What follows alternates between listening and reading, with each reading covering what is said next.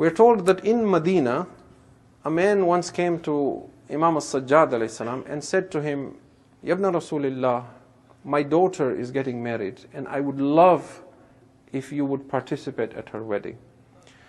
The Imam said to him, I am in a state of mourning and I'm not able to come to this wedding. So he asked the Imam and said, Yabna Rasulillah, is there anything I can do that will bring you to my home and bless this occasion?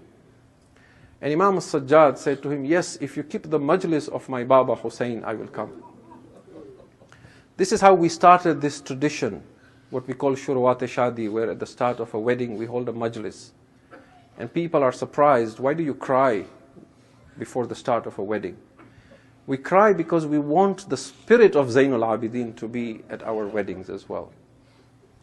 So the man says, I kept the majlis of Hussein and I invited poets and people came and the poet went up the pulpit and began reading Marthia and people were crying, but my Imam was nowhere to be seen.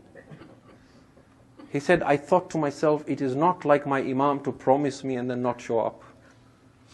So he went out looking, waiting at the door, when will Ali ibn al-Hussein come? He finally thought, let me go out to the road and see perhaps he is approaching from outside. When he stepped outside his house, he found Imam al-Sajjad arranging the sandals of the Azadar. Mawla, you should be sitting inside. I kept this majlis so you will attend. And what did Zainul Abidin say to him? He said, you do not know the maqam of those who cry for Hussein. So an Imam serves the Azadar of Hussein. And that is why when you go to Karbala, many of you go for Arba'een, you see this ihtaram. Generally when you go around Iraq, you don't find people giving you this sort of hospitality. But when you walk from Najaf to Karbala, they want to polish your shoes, they want to press your feet. They beg you, Zair, please take something from me.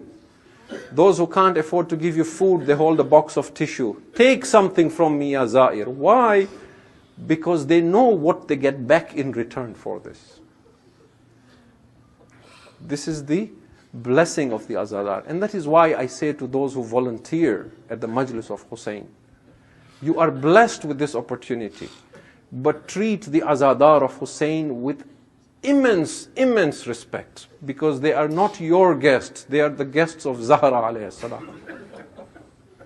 Ajrukum ala Allah.